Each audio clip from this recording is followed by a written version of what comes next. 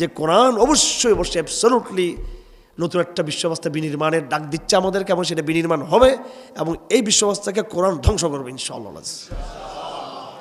আমাদের আল কোরআন দারস এই নতুন সিস্টেমকে ধ্বংস করবে এবং পুরাতন এবং এই কোরআন যে সিস্টেমের বল সেই সিস্টেমটাকে ইনশাআল্লাহ রিপ্লেস করবে।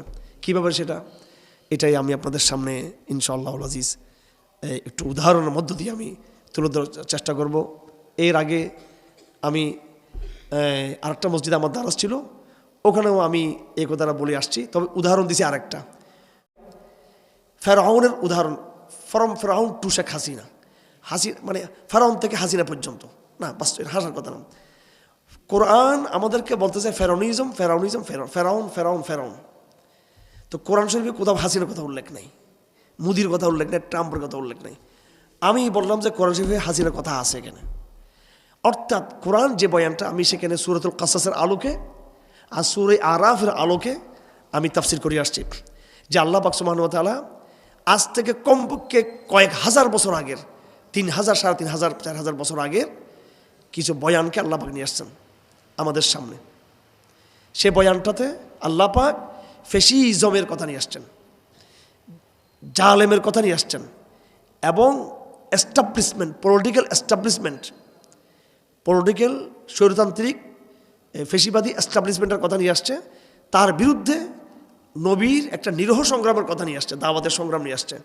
শেষ পর্যন্ত সে পলিটিক্যাল এস্টাবলিশমেন্ট পরাজিত হয়েছে, আল্লাহ পাক সাধারণ নাগরিকদেরকে বিজয় করেছেন এবং ওই পলিটিক্যাল এস্টাবলিশমেন্ট জালেমের ক্ষমতার উত্তরসূরি হলো সাধারণ নাগরিকরা, তার উত্তরসূরি হলো, অর্থাৎ বনী ইসরাইল তার উত্তরসূরি হলো। এটা হচ্ছে কোরআনের বয়ান। এখন কোরআন যদি একথা একবার বলতো, শুধু কোরআন শরীফে ফেরাউনের কথা শুধু একবার বলছেন, বনী ইসরাইলের কথা শুধু একবার বলছেন এবং মূসা আলাইহিস সালামের কথা শুধু একবার বলছে, তাহলে আমরা এটাকে এত গুরুত্ব দিতাম না। কিন্তু কোরআনে কারীম বারবার বারবার বারবার নানা শব্দে, নানা আয়াতে, নানা বাক্যে, নানা সেন্টেন্সে, নানা ওয়ার্ডে, নানান সূরায়, নানান আয়াতে আল্লাহ পাক একই কথা, একই নাম বারবার বারবার ঘুরিয়ে ফিরিয়ে আমাদের সামনে নিয়ে আসছে। এটা প্ল্যান্ড, এটা পরিকল্পিত। অর্থাৎ মাইন্ড অফ দ্য মোহাম্মদ সাল্লাল্লাহু আলাইহি সাল্লাম, মোহাম্মদ সাল্লাল্লাহু আলাইহি সাল্লামের মাইন্ডকে আল্লাহ পাক তৈরি করছে যে তোমার লড়াই কিন্তু এটা, তোমার উম্মতের লড়াই এটা। কিয়ামত পর্যন্ত এই ফেরাউনিজমটা হচ্ছে কি সমস্যা।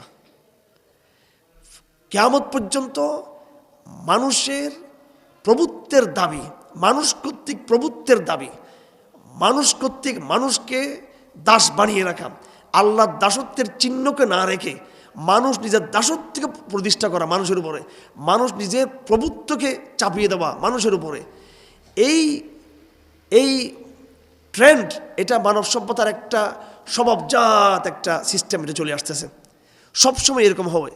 আমি ফেরাউনের কথা জাস্ট বলেছি, আল্লাহ পাক বলেন এটা জাস্ট প্রতীকী। এই ঘটনা আমি বারবার তোমাদের বলার উদ্দেশ্য হলো এই সংকটটাই আগামীতে বিভিন্ন নামে রিপিট হবে।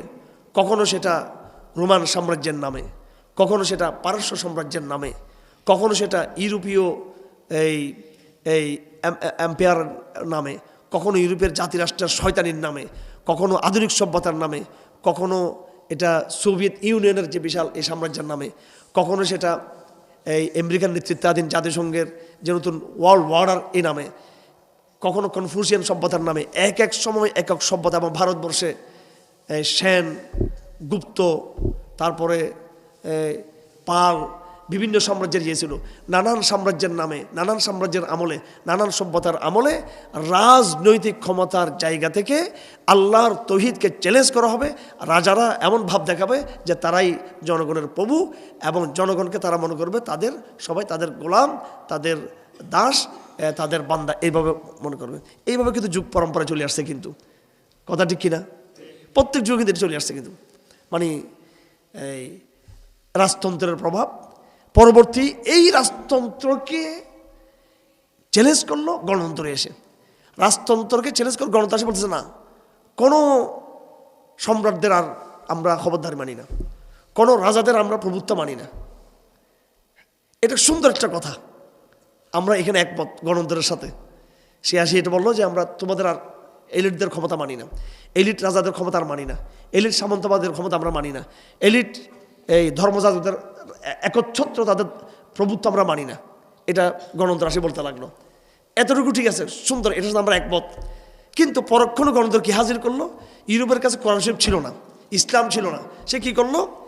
সে বলতে লাগলো কোনো এলিট শ্রেণী রাজা হতে পারবে না, কোনো এলিট ব্যক্তি রাজা হতে পারবে না, কোনো এলিট সামন্তবাদী হতে পারবে না, কোনো এলিট সে ধর্মযাজক হয়ে সে সব কিছু পুরোহিতদের মধ্যে এটা হতে পারবে না। তাহলে কি হবে? সে বলতে লাগলো জনগণ হচ্ছে ক্ষমতার মালিক। তাহলে কি করলো? ওই প্রভুত্বটা যেটা একটা বিশেষ শ্রেণীর মধ্যে সীমাবদ্ধ ছিল, যে প্রভুত্বটা সামন্তবাদী ভূস্বামীদের মধ্যে সীমাবদ্ধ ছিল, মানুষের উপরে প্রভুত্ব করার যে চরিত্র ধর্মযাজক পুরোহিতদের মধ্যে সীমাবদ্ধ ছিল, গণতন্ত্রে এসে সে প্রভুত্বটা প্রত্যেকটা মানুষকে দিয়ে দিল যে এখন তোরা সবাই প্রভু। এখন ঠিক না বেঠিক? যে সবাই যা মত, আমি যা বলি তা হবে, সবার মতের স্বাধীনতা আছে। অর্থাৎ এখন আমি ব্যক্তি হিসেবে, আগে আমি ব্যক্তি হিসেবে সবার উপর রাজত্ব করছি, এখন ব্যক্তি হিসেবে সবার রাজত্ব করতেছি না, কি আমি ব্যক্তি হিসেবে আমি একটা স্বাধীন মতামত দিচ্ছি। এই স্বাধীন মতামতে আমি আল্লাহর মতামতকে কিন্তু আমরা কি করতেছি না, তাওয়াক্কুল করতেছি না। কিন্তু আমি, তার মানে আগে একটা শ্রেণী ছিল প্রভু, একটা ব্যক্তি ছিল প্রভু, আর এখন গণতন্ত্র এসে প্রত্যেকটা মানুষকে আলাদা আলাদা আলাদা আলাদা কোটি কোটি প্রভু তৈরি করছে। এখন আমার প্রভু আমি। দেখেন আপনাদের মধ্যে অনেক শিক্ষিত আছেন, আমার কথাটাকে কাটেন আপনারা, ভাঙেন, প্রমাণ করেন এটা। হিউম্যানিজম মানে কি? মানবতাবাদ মানে কি? প্রত্যেকটা মানুষ হিউম্যান বিং, সে এমনি এমনি দুনিয়াতে আসছে, তার কোনো লক্ষ্য উদ্দেশ্য নেই, এবং সে তার চিন্তার ক্ষেত্রে কর্মক্ষেত্রে সম্পূর্ণ স্বাধীন। সে হিউম্যানিজম, মানবতাবাদ, যা চায় তা করবা মানুষ। আমি ইউরোপীয় ইতিহাস 30 বছর গবেষণা করে আজকে এখানে কথা বলতেছি। আমি এখানে, আপনারা কিছু ছোটো ভাইয়েরা কী বলবেন? আপনাদের প্রফেসরদেরকে নিয়ে আসেন, ডক্টরদেরকে নিয়ে আসেন আমার সামনে, ডক্টর সলিমুল্লাহ নিয়ে আসেন এখানে, আরও যারা সবগুলো নিয়ে আসেন। কারণ আমার কাছে কোরআন শরীফ আছে, এটা দিয়ে আমি ইনশাআল্লাহ একেবারে সবগুলোর একেবারে দুলিশাত করতে পারবো ইনশাআল্লাহ আজিজ। হ্যাঁ, কেন দুলিশাত করতে পারবো? কারণ আমি শুধু একেবারে মাদ্রাসায় আমার এতিমভাবে কোরআন শরীফ পড়েছে তা না, আমি আমাদের এই হুজুরা না বললেও কিন্তু আমাদের যারা গুরু ছিল, আমাদের দার্শনিক গুরু, যেমন আমার বাবা নিজে খুব দার্শনিক একজন ব্যক্তি, আবার আরও যারা আমাদের মধ্যে মেধাবী শিক্ষকরা ছিলেন, বা আমরা নিজ থেকে নিজের ইচ্ছায় পুরো ইউরোপের পুরো ইতিহাসটাকে আমরা পড়ে আসছি। কিসের? পুরো ইউরোপের পুরো ইতিহাসটা। এবং সেটা একটা দুটো বই না, সেটা লাগাতার 30 বছর 35 বছর এটা নিয়ে আমরা পড়াশোনা করছি। তুলনা করার একটা কম্পারেটিভ চিন্তা করার একটা সুযোগ হয়েছে আমাদের। সেই জায়গাতে আমাদের মধ্যে একটা পরম আত্মবিশ্বাস জন্ম নিয়েছে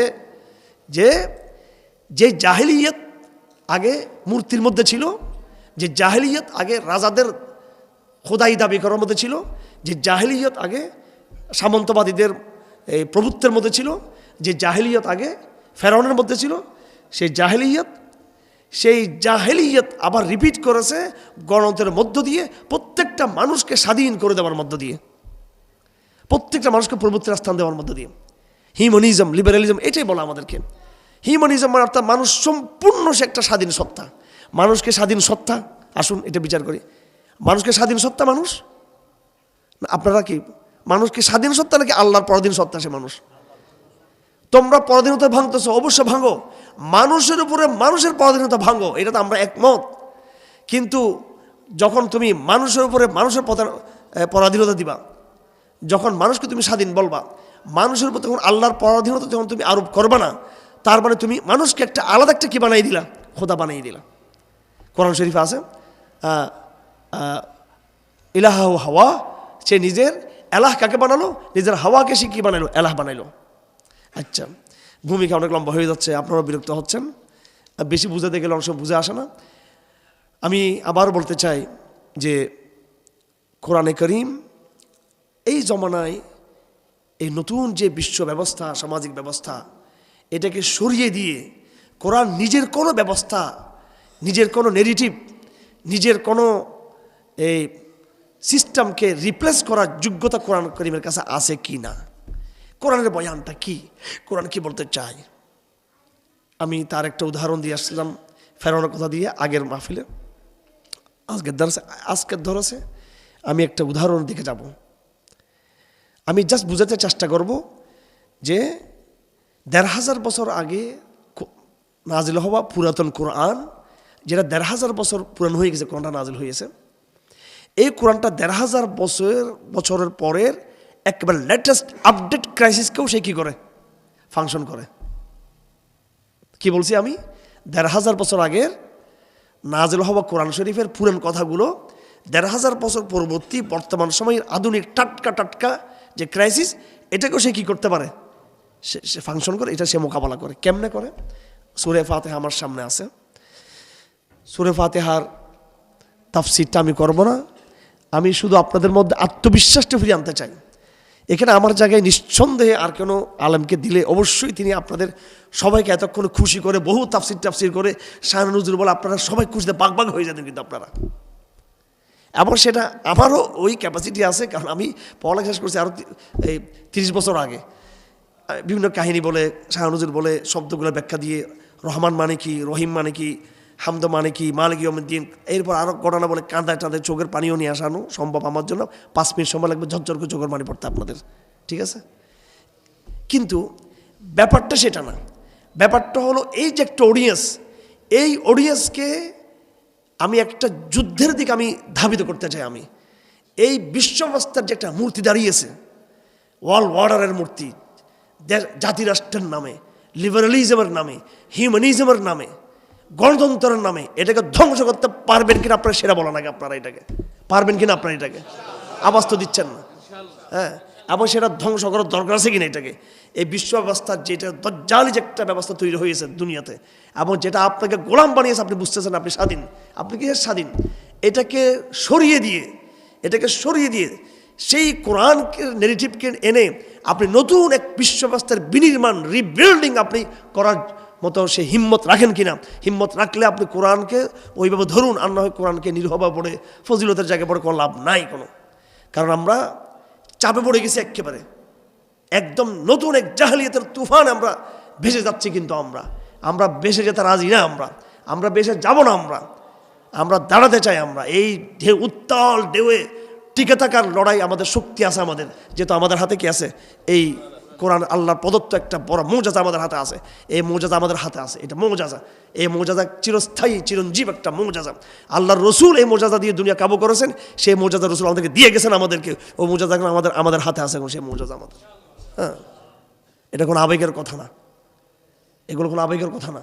বুঝার চেষ্টা করুন, বুদ্ধি দিয়ে বুঝার চেষ্টা করুন এগুলো, সেটা আসলে সে যোগ্যতা রাখে কিনা। আমি তো বারবার প্রশ্ন করছি, আমি তো একেবারে একবার নাস্তিকদের পক্ষে হয়ে বলতে পারেন যে ওইটা প্রশ্ন, যে আসলে কোরআন কি এই জমানায় মানব জাতির নেতৃত্বের যোগ্যতা রাখে, কোরআনকে সে নেগেটিভ রাখে।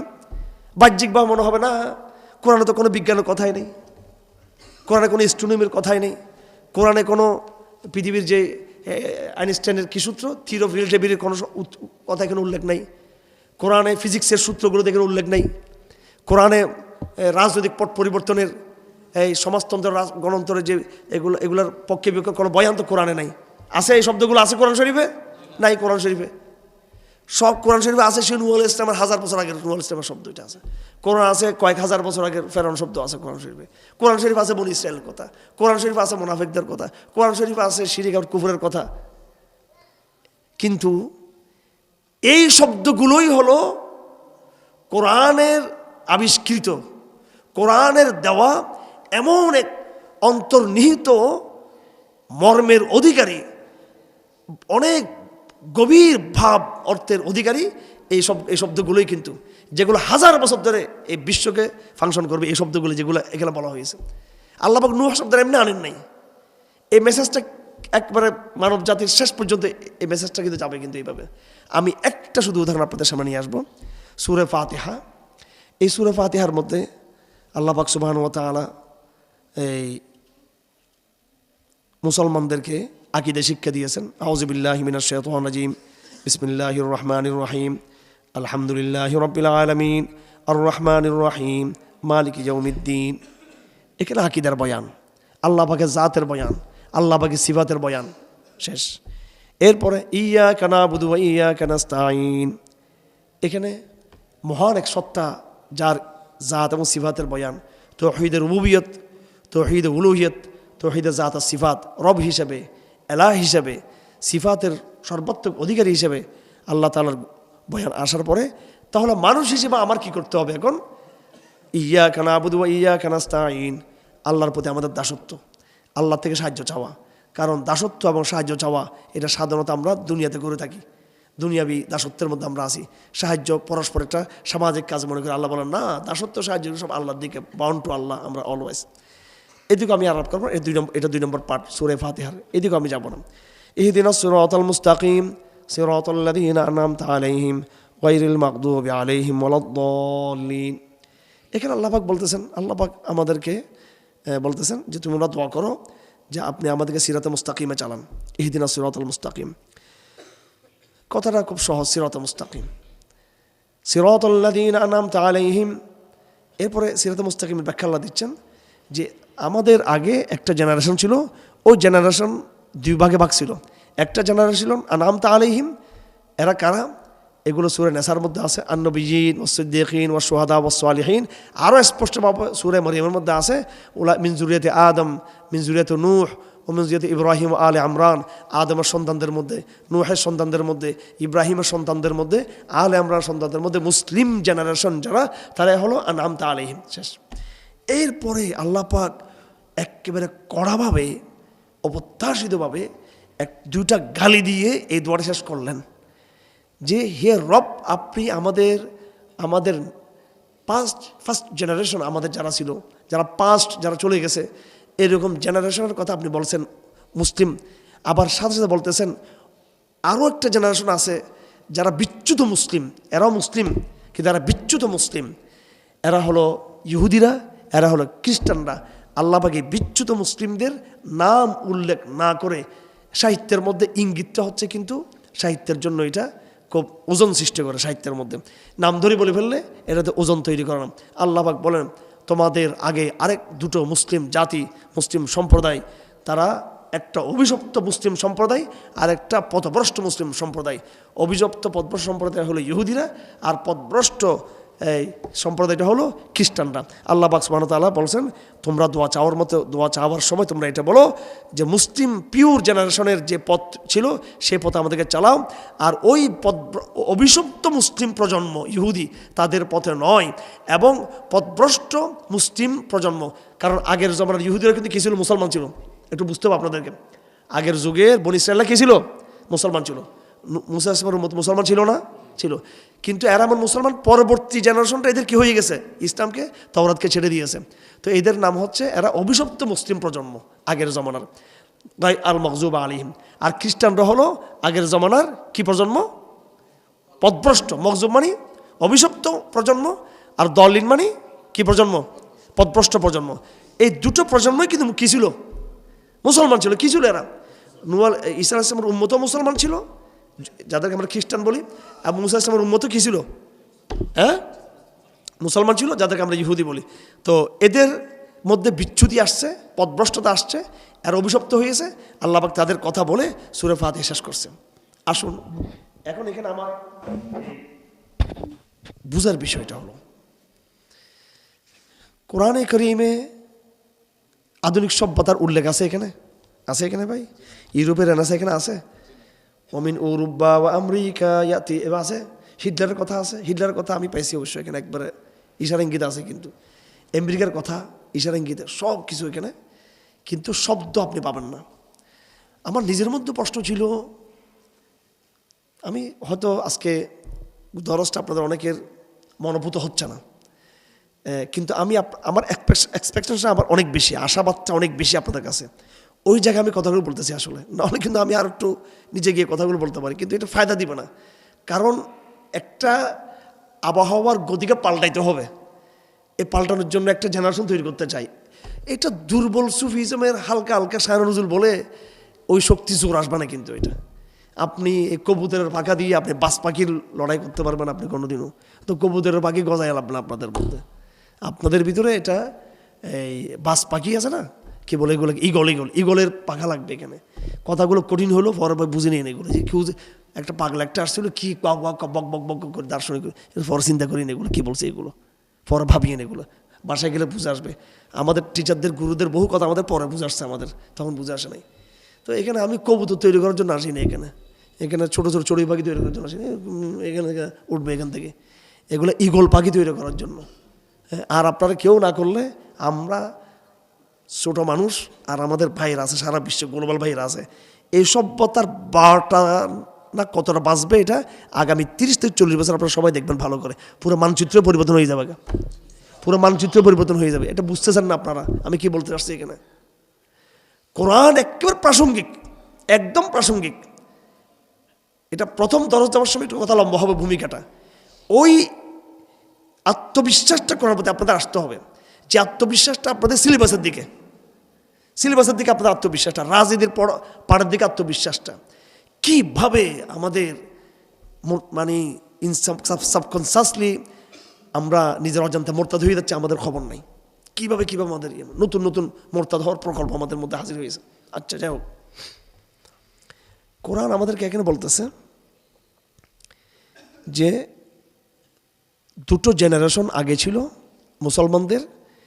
একটা জেনারেশন আনআমতা আলাইহিম, তোমরা দোয়া করো আনআমতা আলাইহিম দিদের রাস্তায় রাখো। আরেকটা জেনারেশন, সেটাও মুসলমানদের, সেটা ইহুদি খ্রিস্টানদের, এরা অভিশপ্ত পথভ্রষ্ট, আল্লাহ এদের পথে আমাদেরকে রাখিও না। এবার আসেন বর্তমান সময়ের সাথে আল মগজুব আলাইহিমের সম্পর্কটা কি, বর্তমান সময়ের সাথে দলিনের সম্পর্কটা কি? আমরাও মূর্খতাবশত মনে করছি, একটু খেয়াল করবেন প্লিজ, আমি একদম আলোচনা শেষ পর্যায়ে, আর 3-4-5 মিনিট আমার কথা শেষ হয়ে যাবে, একদম শেষ পর্যায়ে চলে আসছি। আমরাও, আমার কথাই বলি, ঠিক আছে আল্লাহ ইহুদিদের কথা বলছে, খ্রিস্টানদের কথা বলছে, কিন্তু এখন তো আমাদের সামনে ইউরোপ, আমাদের সামনে তো আমেরিকা, কিন্তু আল্লাহ এদের কথা বলা নাই কেন? এটা আমার প্রশ্ন ছিল। এই প্রশ্ন নিয়ে আমি বছরের পর বছর কষ্ট পাইছি। আমি কোরআন শরীফটা কি বুঝে আসতেছে না, আবার অস্বীকার করতে পারতেছি না। ঠিক আছে, এগুলো নাই কেন? কিন্তু গবেষণায় লেগেছিলাম, গবেষণার মধ্যে লেগেছিলাম। আল্লাহ পাক আমাদের অন্তরে ইনশাআল্লাহ করে দিয়েছেন। একেবারে এত লম্বা কথা আজকে বসার পর থেকে কতক্ষণ বললাম, এবার একদম আপনারা ধরে ফেলতে পারবেন, যাদের বুদ্ধিশুদ্ধি আছে 1 মিনিটের কথা ধরে ফেলতে পারবেন। বর্তমান যেটা ইউরোপের যেই প্রজন্ম, গণতন্ত্রবাদী দেশ, জাতিরাষ্ট্রবাদী এবং উদারনৈতিকতাবাদী, মানবতাবাদী, জাতীয়তাবাদী, সমাজতন্ত্রবাদী, ধর্মনিরপেক্ষবাদী, ঠিক শব্দগুলো ঠিক আছে নি আমার, বস্তুবাদী, গণতন্ত্রবাদী, সমাজবাদী, সমাজতন্ত্রবাদী, ধর্মনিরপেক্ষবাদী, উদারনৈতিকতাবাদী, মানবতাবাদী, জাতীয়তাবাদী, এই বাদী, এই প্রজন্ম, এই বস্তুবাদী এই প্রজন্ম, এরা কারা?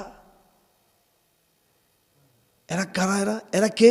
এই পরিচয়টা একটু এক শব্দে, এরাই হচ্ছে সেই ওই ইহুদি, ওই খ্রিস্টান, যাদেরকে 1500 বছর কোরআন মগদুব আলাইহিম বলেছে, যাদেরকে দলিন বলেছে, এদের নতুন আধুনিক বিংশ শতাব্দীর ভার্সন হচ্ছে এরাই। আপনি এবার প্রমাণ করুন এরা না। এদের জন্ম কি চীন থেকে হয়েছে? এরা সভ্যতার লড়াইটা পশ্চিম দিক থেকে আসছে কিনা? সভ্যতার ধাক্কাটা কোন দিক থেকে আসছে আমাদের উপরে? চীন থেকে আসছে। এটা পশ্চিমে কারা ছিল? কনফিউশনটা ছিল পশ্চিমে। আর যাদের এবার প্রথম প্রজন্ম ছিল ওখানে কারা ছিল? ওরাই ছিল যারা ওই বাইতুল মুকদ্দাসে, মিশরে এবং চীন উপত্যকায় তাওরাত ইনজিলের চর্চা যেখানে হয়েছে, ওই জেনারেশনটা তো বড় ওখানে গেছিল। ওখান থেকে তো এই ইউরোপের সভ্যতার উত্থানটা হয়ে আসছে এখানে। হ্যাঁ, যেই তাওরাত কালা নাজিল করেছিলেন ইনজিলকে, জবুরকে, এটাকে তারা নানান সময় বিকৃত করে। যেই তাওরাত ইনজিল জবুর বিকৃত হয়ে এক সময় সামন্তবাদ ছিল, যে তাওরাত ইনজিল জবুর বিকৃত হয়ে এক সময় যেটা রাজতন্ত্র ছিল, যে তাওরাত ইনজিল এক সময় বিকৃত হয়ে যেটা পোপতন্ত্র তৈরি করেছিল, ওইগুলো আবার পরিবর্তন হয়ে নতুন ফরম্যাটে, নতুন লেবাস নিয়ে সেটা গণতন্ত্রের নামে এসেছে।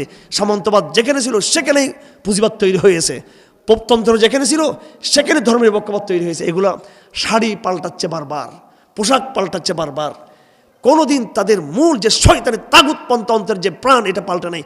সে তাগুত একসময় গণতন্ত্র, সেই কিন্তু আগে রাজতন্ত্রের সেগুলো ছিল, সেই কিন্তু বিকৃত তাওরাত জবুর ছিল। এরা বারবার ইহুদি খ্রিস্টানদের এই বিকৃত রূপ আমাদের সামনে আসতেছে, এবং তার চূড়ান্ত এর বিকৃত রূপটা আমরা দেখব দাজ্জালের মধ্য দিয়ে আমরা দেখতে পাবো সেটা। সুতরাং গতকালের লড়াই, আজকের লড়াই, আপকামিং লড়াই এক সূত্রে আবদ্ধ। কোরআন আমাকে এটি শিক্ষা দিয়েছে আমি চ্যালেঞ্জ করলাম ঢাকা বিশ্ববিদ্যালয়ে কোন ইতিহাসের ফ্যাকাল্টিতে আপনাকে এই উত্তরটা, এই সমাধানটা তারা দিতে পারবে? আপনারা বলুন আমাদেরকে, আপনারা বলুন কোন বিশ্ববিদ্যালয়ের দার্শনিক এবার আমার সামনে এই সভ্যতার এই মূল্যায়নটাকে হাজির করতে পারবে? কোরআন এক ভাষায় তাদেরকে ধসিয়ে দিয়েছে, তোরা কারা মখজুব আলাইহিম, তোমরা কারা, তোমরা দলিন, তোমরা, এটা বলে দিয়েছে কোরআন শরীফ। আপনি প্রমাণ করুন, এই উল্টোটা প্রমাণ করুন। আপনি বলতে পারবেন তাহলে চীন সম্পর্কে কোরআনে কি বয়ান, সেটাও আছে, সেটা এখন বুঝবেন না, এটা আরও বলবেন, এটা ইয়াজুজ মাজুজের গল্প আছে, সেটা এটা আল্লাহদেরকে পাত্তাও দেয় নাই। কারণ মূল লড়াইটা কিন্তু ইহুদি খ্রিস্টান মুসলমানদের মধ্যে, সভ্যতার লড়াইটা। এবং এটাকে আরও সহজে বুঝতে পারবেন, ধর্মীয় রাষ্ট্র ইসরায়েল কাদের হাত ধরে প্রতিষ্ঠিত হয়েছে? এই মূল্যবোধের অধিকারী যারা, মানবতাবাদের, গণতন্ত্র, সমাজতন্ত্র, ধর্মনিরপেক্ষবাদ, পুঁজিবাদ এবং এই উদারনৈতিকবাদ, এদের হাত ধরেই কিন্তু ইসরায়েল রাষ্ট্র প্রতিষ্ঠা হয়েছে এবং দরজালখন থেকে বাইরে। এরপরও কি বুঝে আসতেছে না আমাদের? কিন্তু বাংলাদেশে ঢাকা বিশ্ববিদ্যালয় প্রকল্পকে হাজির করেছে একদম ধর্ম থেকে বিচ্যুত একটা সেকুলার প্রজেক্ট হিসেবে। এটাকে আমরা মনে করতে, ঢাকা বিশ্ববিদ্যালয় যাদের হাত ধরে, তাদের হাত ধরে ইসরায়েল রাষ্ট্র কিন্তু তাদের হাত ধরে। কিন্তু আপনি সে ঢাকা বিশ্ববিদ্যালয়ে বসে কি বুদ্ধিজীবী হবেন যে আপনি কিন্তু চ্যালেঞ্জ করবেন? যেই গুরুরা তোমাদেরকে এই বিশ্ববিদ্যালয়ে জন্ম দিয়ে তোমাদেরকে তৈরি করছে, ওই গুরুরাই ইসরায়েল রাষ্ট্রকে জন্ম দিয়েছে। ওদের সাথে লড়াইটা অনেক গভীর। সুতরাং কোরআন আসা ছাড়া কোনোদিন নিজের আত্মপরিচয়, আমি যা নাম তা আলাইহিম, এই পরিচয় আপনি পাবেন না। এবং আপনার শত্রু, আপনি মকজুব আলাইহিমের ভিতরে ঢুকে গেছেন, আপনারা মুসলমানরা, মুনাফিকরা ঢুকছে এটার ভিতরে। তাই ওখান থেকে বুঝে কুমিরের পেটে ঢুকে আপনি কি আর কুমিরকে আপনি চিনবেন? আপনি, এটা হচ্ছে কোরআনের বয়ান। সুতরাং এবার কি আপনাদের একটু বিশ্বাস হয় যে কোরআন পারবে কিছু করতে? ঠিক আছে, হ্যাঁ, এটাই। এইরকম প্রত্যেকটা জায়গা আপনাদেরকে প্রমাণ করে দেওয়া যাবে যে কোরআন এই জমানাতে কীভাবে প্রাসঙ্গিক। হাসিনার পতনের পরে আমি বিভিন্ন জায়গায় তাফসিরগুলো করা শুরু করছি, আজকে সেটা করি না যেহেতু সময় নাই। একেবারে 16 বৎসরে আপনারা বলবেন দুর্নীতির কথা, আইন শৃঙ্খলা অবনতির কথা, বিদেশি আধিপত্যের কথা এবং সামাজিক অস্থিরতার কথা, মারামারি, হানাহানি, সন্ত্রাসের কথা, গুম খুনের কথা বলবেন, কিন্তু সবগুলোকে এক বাক্যে মিলিয়ে বলুন সেটা হলো কি? হাসিনার প্রভুত্বের কথা। এক কথা শেষ। সে প্রভুত্ব কায়েম করছে, একটা ফেসিজম, সে একটা প্রভুত্ব কায়েম করছে নাকি? সে একটা মুজিববাদ, একটা প্রভুত্ব তৈরি করছে, সেটা আমি সব কিছু আনা রব্বকুমুল আলা, নাকি না? এটা তার কথাবার্তা তো এটাই তো ছিল যে আমি আমি আমি আমি তো এখন আল্লাহ পাক ওইটারে পতন করিয়ে দিয়েছে আল্লাহ পাক। এই জন্য এখানে কোরআন শরীফে দেখবেন ভরা ফেরাউন ভার্সেস মুসার আলাপ ভরা। কারণ এই ঘটনাগুলো পৃথিবীতে বারবার কী হবে, কিন্তু কী হবে, এগুলো রিপিট হবে। এবার পতন ঘটবে, মুসলিম বিশ্বের প্রত্যেকটা তাগুত ধ্রাস পড়বে কিন্তু এইভাবে। কিন্তু এবার ফেরাউনের পতন হবে।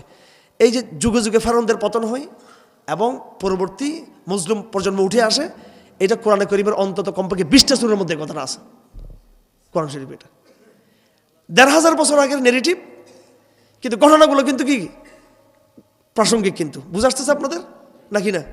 আচ্ছা, তো এটাই হচ্ছে আমার কথা। কোরআনকে আমরা সেইভাবে বোঝার চেষ্টা করি। কোরআন শিরিককে নিয়ে আসছে সামনে। শিরিক, আমি নিজে চিন্তা করছি, কী রে কোরআন শিরিক এটা একটা ফুরান শব্দ। গরিব কই মাদ্রাসায় তালিম ইসলাম পড়তে শিরিক এটা ফুরান শব্দ। গণতন্ত্র এটা বলো না কেন কোরআন শরীফ? এটা ব্যাপারে কিছু বলতো হাদিসে কোথাও নেই। পরে বুড়া হওয়ার পরে বুঝাচ্ছে, ও আচ্ছা গণতন্ত্র আর শিরিক আর কি। তো আল্লাহ তো একটা বলি, ওইটা তো সব কিছু আছে আর কি, পুরাতন শিরিক নতুন শিরিক সব আছে। তাহলে কোরআন একটা কি অ্যাবসলিউট একটা বয়ান, কিন্তু মানে এক শব্দের মধ্যে ইতিহাসের সমস্ত রূপান্তরকে কোরআন কি করছে? হাজির করছে। কোরআন বলছে শিরিক থেকে বাঁচো। তো শিরিকের সে সময় রূপান্তরটা ছিল মূর্তির মধ্য দিয়ে, সেটাকে মাজার পূজারীরা মাজার ভিতরে ঢুকালো, সেটাকে ফেরাউনের মধ্যে হাজির করলো। আর বর্তমান যে বিশ্ব অবস্থা, এটা কিন্তু আল্লাহর প্রতিপক্ষ দাঁড়িয়ে, সেটাই শিরিক।